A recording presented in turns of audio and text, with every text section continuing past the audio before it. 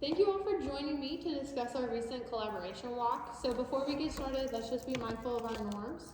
According to our agenda, does everyone have one norm that you've selected to commit to in today's meeting? Yes. Yes. Great. So as you know, our focus was on observing small group instruction and the implementation of reading fluency strategies, and also with our Reading Horizons curriculum. Let's just take a few minutes to reflect on what we observed. Who would like to start? I'll start. Okay. So during my observation, I noticed that most teachers were using the repeated reading strategy effectively. Students were given multiple opportunities to read the same passage, which helped improve their accuracy and speed. It was interesting to see that students were practicing this strategy in one of their daily 5 centers while the teacher was actually working with the small groups in class. Awesome, that's an excellent point. So it's great to see that our teachers are incorporating these strategies not only in their small group instruction, but also in their literacy centers. Correct.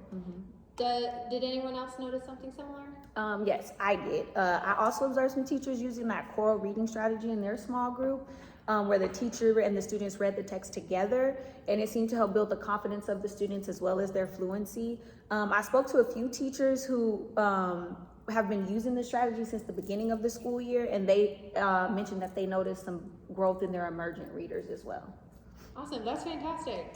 So it seems to be that it's clear that our teachers are seeing positive results from implementing these strategies consistently. Now, did anyone notice any areas where we could improve or provide additional support to our teachers? I think some teachers could benefit from maybe a little bit more professional development on how to choose appropriate text. So having those decodable readers that students can use at their instructional level to help build the fluency. Okay. I like your point about that as well. We could also consider providing more resources such as level readers or fluency passages to support teachers in their small group instruction. Also having a variety of texts readily available could make it easier for teachers to plan and execute effective lessons. Okay. And if they need some additional support with what that small group instruction would look like, we could provide that professional development. Okay, those are great suggestions. So let's shift gears a little bit and discuss what we noticed in our classrooms observations where teachers were using reading horizons in their small groups. What did you observe? In my observation, I noticed that one teacher was well prepared. You could easily tell that she was prepared. She had already selected the words she would model, cover in her guided instruction, and assess. This was evidenced by her highlights that were in her book, as well as the sticky notes that she had in her book. She also had her resources readily available to her when it was time for them to transfer the cards. She had the game she wanted them to play written down already on the cards. However, in the next teacher's classroom that I went to, I noticed that teacher was not as prepared, and it was very evident. She was picking words to cover in the lesson, like on the spot during the lesson, which caused her lesson to run over. It also caused some confusion and lack of focus with her students, so they weren't as engaged as the students were in that first teacher's classroom. Okay, so it sounds like there seems to be a lack of intentionality in planning the Reading Horizons lesson. Definitely. What did you observe in your walkthrough? I observed the same thing actually. I went to the same classrooms and I had the same noticings. One thing that stood out to me was how engaged the students were in the first classroom as compared to the second classroom. So you had this, and you could tell the difference in the intentionality. As soon as you walked in, it was evident where there was intentionality with the planning as opposed to on the spot, just doing it in the moment. So it's clear that intentional planning plays a significant role in the effectiveness of these Reading Horizons lessons. So let's make a plan to have the first teacher you guys observe. Let's have her mentor the other teacher so we can encourage our teachers to share their successes and challenges with implementing this resource, and also to gauge what each teacher needs support in. We can get that set up in their team meeting. Okay. So we'll pair up the teachers for mentoring, and then we'll also set up a platform for them to share their experiences and their best practices. I think we can do this in their team meeting.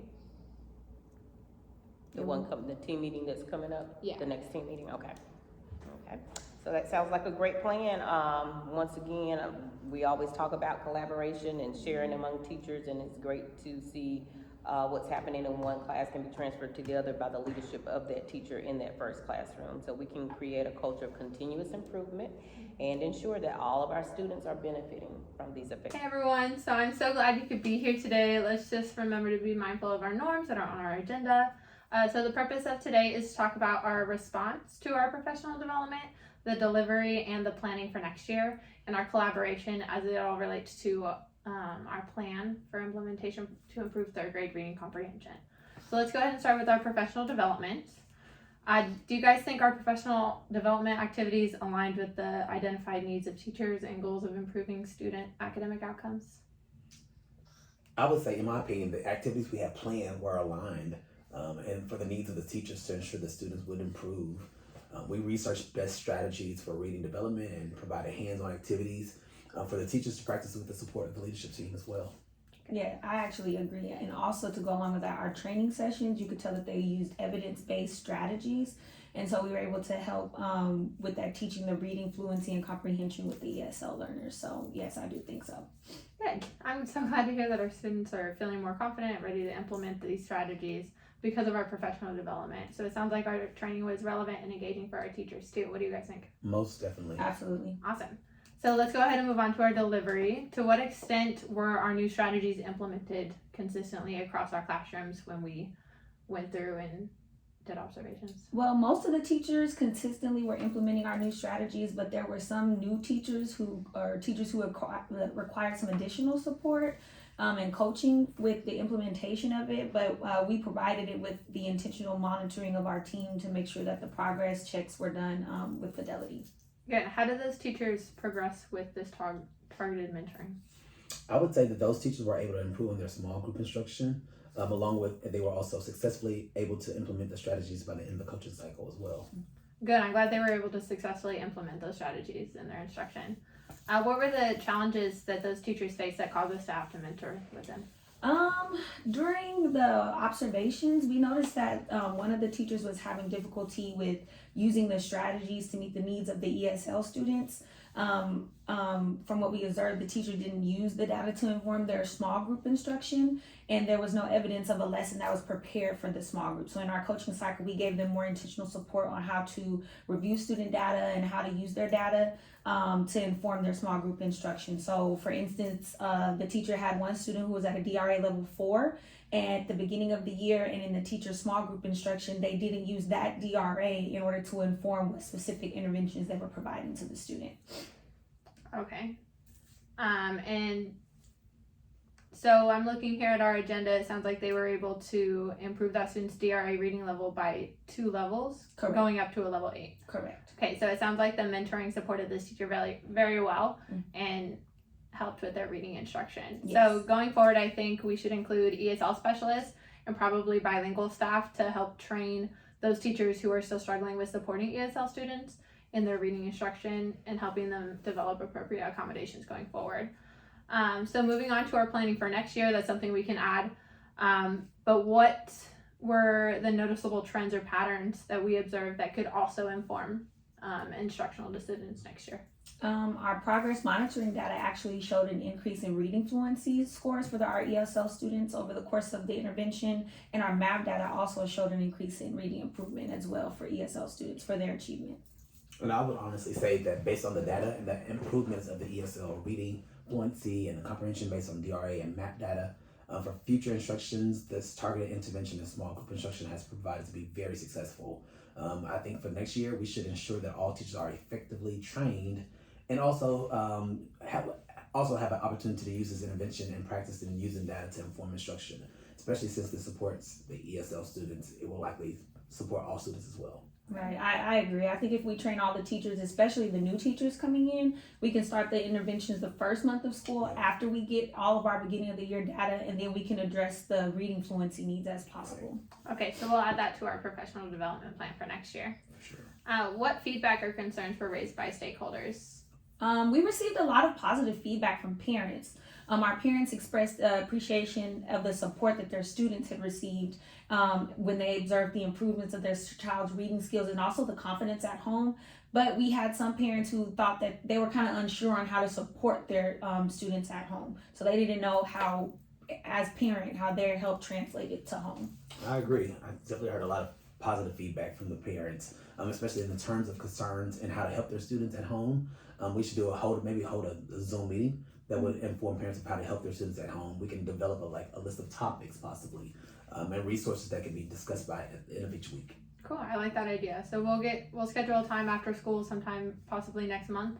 Get a flyer sent home to parents to get that started. What about teacher and student feedback? The teachers stated that they're happy about the professional developments and support, but they're concerned about next year and the sustainability of it with all these new strategies for students that have been engaged and excited about their progress when they've completed it, and it's in their data binders. So next year, we'll just ensure that training staff continue with these strategies going forward, especially since we've seen the success in our implementation so far.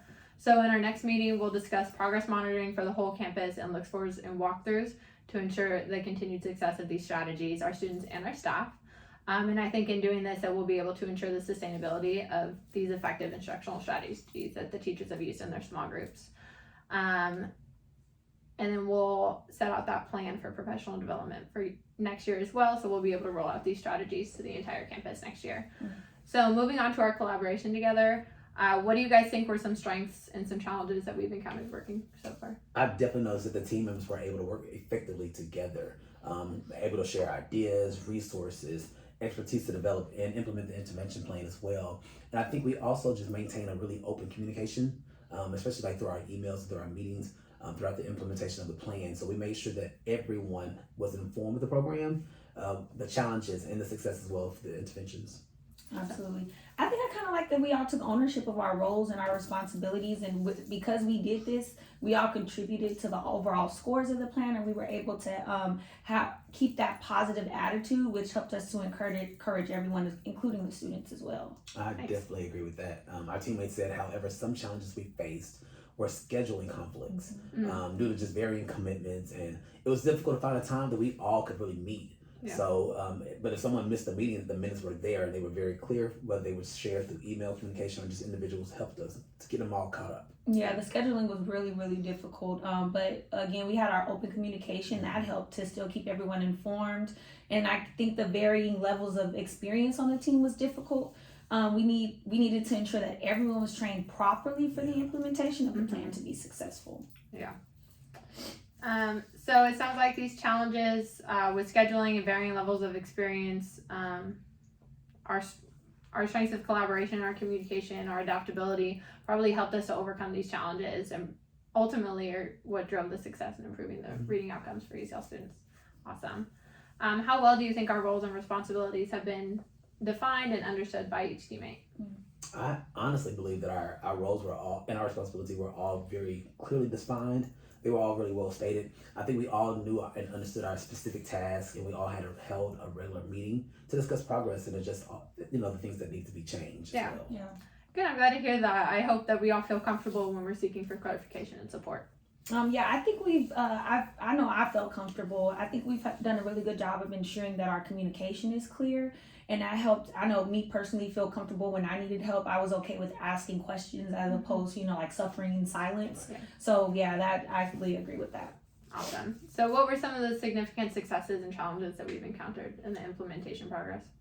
Definitely some of the successes were seen as we improved our reading outcomes, especially during MAP data, right. And the DRA showed improved reading outcome and reading fluency and comprehension. We've also increased teacher capacity by providing relevant and targeted professional development, which I think is super helpful. And then teachers just have learned a new skill. They've been able to practice it and then implement it successfully, so that definitely helped out. Oh, absolutely. I think some of the challenges we faced also were just the time constraints, like even with us being able to meet. So we needed to balance small group intervention with the existing curriculums that we have, and that added a little bit more responsibilities, and they required more careful planning and time management for our teachers. Yeah. So how can we as a leadership team help with these challenges that teachers face in the implementation of the plan? I think looking back over it now, I think we can help support teachers, especially through helping them use the current curriculum, especially to help support the students. And if we use the same curriculum throughout the time, there will be a less careful planning, as teachers will need to ensure that they've analyzed the data and fully understand what the students need, especially for intervention. Okay. That's a really good idea. So let's make sure we add that to our action items, and we'll do that for our next meeting. Thank you guys for a productive reflection session. Let's have a good rest of our day. Yes.